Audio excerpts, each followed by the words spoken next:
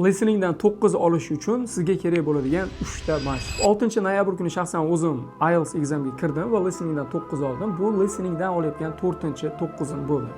Endi listeningdan 9 olish uchun siz nima qilishingiz kerak? Demak, 3 ta qadam bor, bularni gaplashamiz. Birinchisi listening. Ya'ni siz o'zingiz yoqtirgan sohada, janrda har xil kinolarni, podkastlarni yoki yangiliklarni ko'rib borishingiz kerak bo'ladi. Ikkinchisi dictation. Sal osonroq bo'lgan kontentlarni, misol uchun 6 Minute English, BBC bo'lishi mumkin. BBC kontentlari yoki podkastlarni doimiy ravishda dictation qilib borishingiz kerak. Dictation degani eshitganingizni yozib borish. Bu listeningdagi xotirani yaxshilashga yordam beradi. Va uchinchisi practice testlar bilan ishlash.